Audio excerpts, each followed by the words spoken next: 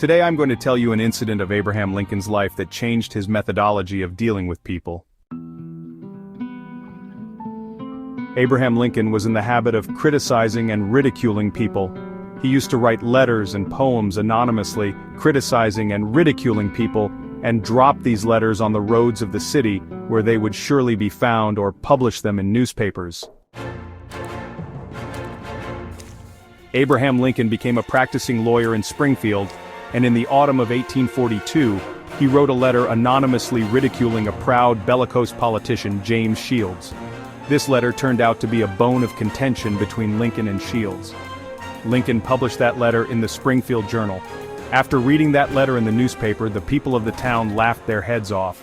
Shields boiled with anger and found out that Lincoln wrote the letter. Shields leaped on his horse, started after Lincoln, and challenged him to fight a duel. Lincoln was not in favor of fighting, but to save his honor, he had to agree to the fight.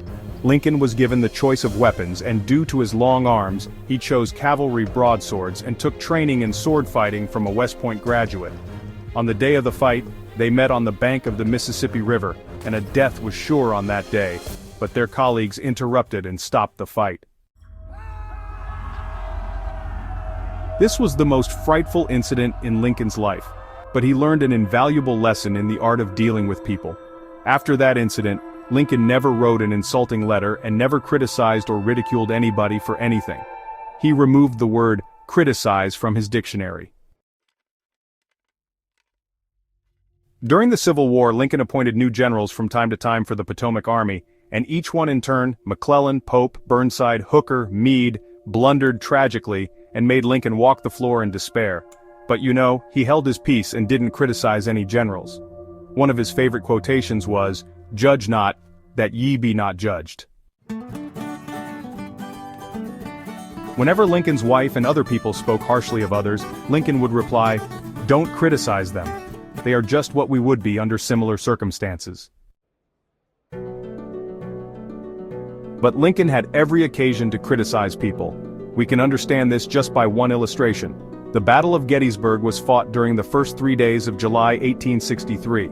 During the night of July 4th, General Lee began to move back southward. Wild storm clouds deluged the country with rain. When Lee reached the Potomac with his defeated army, he found a swollen, impassable river in front of him, and a victorious Union army behind him. Lee was trapped from all sides, and there was no way to escape. Lincoln understood that the situation was in his favor and was a golden, heaven-sent opportunity, the opportunity to capture Lee's army and end the war immediately. So, with this hope, Lincoln ordered General Meade not to call a council of war and to attack Lee immediately. Lincoln telegraphed his orders and sent a special messenger to Meade demanding immediate action. But General Meade took action just opposite to what he was told. Violating Lincoln's orders, General Meade called a council of war. He was hesitating to attack Lee and telegraphed Lincoln, making excuses that Lee escaped over the river with his army. Lincoln boiled with anger, yelling in front of his son, "God, what does it mean? The ball was in our court, we had to only stretch our hand to catch them. Still, we did not catch him."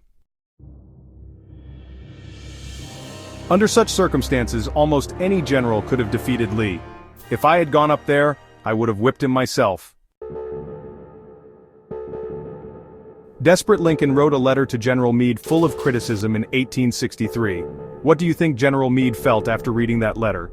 Actually, Meade did not get this letter because Lincoln did not mail it. Lincoln had put that letter aside. This letter was found among Lincoln's papers after his death.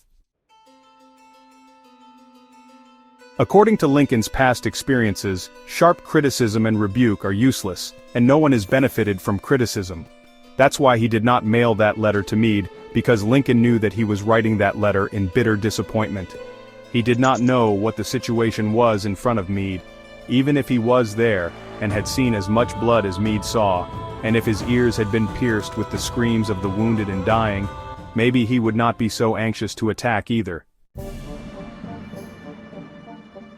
He was the same Lincoln who did not hesitate to criticize and ridicule people some years back. But after that fatal incident with the pugnacious politician, he changed himself and started to believe in peace.